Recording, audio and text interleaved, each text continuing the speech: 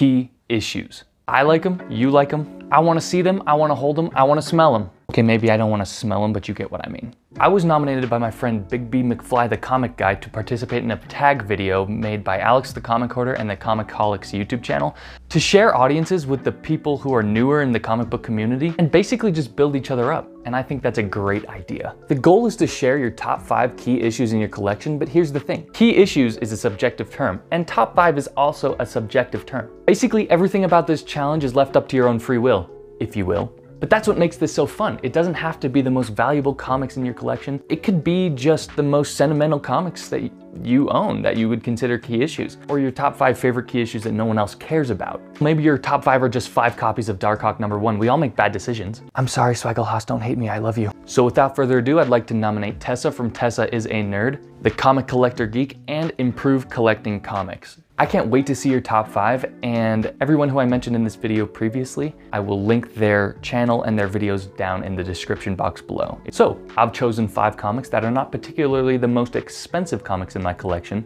but are definitely 5 of my favorites. I've chosen these 5 because I've got 5 favorite Marvel characters, and each one of these 5 books is my favorite book which I own, which I think correlates the best to that character. First off, I've got Captain America 102, drawn by Jack Kirby, coming out in 1968.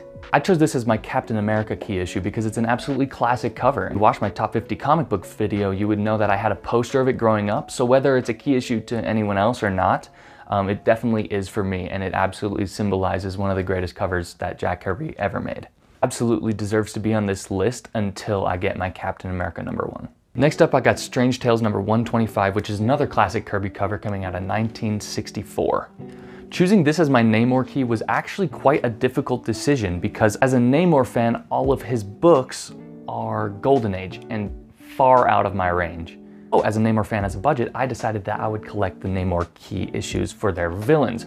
So that's like the first appearance of Tiger Shark, the first appearance of Stingray and Atuma, things like that. I can't choose those for this video because that's not him. Those are his villains. They don't represent Namor perfectly. They represent, you know, Atuma perfectly. I didn't think that they represented the character well enough, so I went for this absolutely classic battle cover of Namor versus the Thing, and it's definitely one of my favorite comic books. Can you tell I like cool covers? If you couldn't, this next book you will definitely appreciate. Daredevil Volume 2, number 10, which is the second appearance of Echo coming out of 1999. Amazing David Mack cover, and it is the first cover appearance of Echo and her second appearance in comics. I do own her first appearance, but honestly, her first appearance cover is kind of lame compared to this one.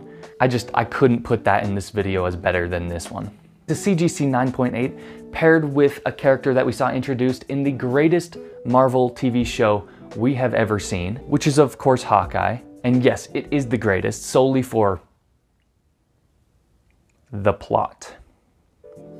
I couldn't not have this book on my top 5 keys, especially for my Daredevil pick. For my Spider-Man pick, we got Web of Spider-Man 32 in a 9.0 CGC. This is an amazing Michael Zeck cover coming out of 1987, and it is an absolute classic to anyone who knows comic books. Not only is it an instantly recognizable classic cover, it's also part 4 in the greatest, well, second greatest Spider-Man series of all time. I actually wrote a paper for class on Kraven's Last Hunt. That's how good this story is. Got a B+ too, so winner. That's why this book is an easy pick to be my number 2 in my top 5. By the way, Kraven's Last Hunt is second only to J.M. DeMatteis's later story in the Spectacular Spider-Man run, which is called The Child Within, and if you haven't read that, you really should. Last but not least, my top number 1 key in my collection that correlates to my favorite character of all time is my Wolverine number 10, CBCS 9.6, signed by Chris Claremont. This book was actually one of the first, if not the first, major slab comic I ever bought myself. Now I do have a Wolverine number 1, which is also signed by Chris Claremont, but like I said before, I'm a cover person. Let's be very clear, this is a Bill Sienkiewicz cover. Sienkiewicz? Sifkowitz? Cover.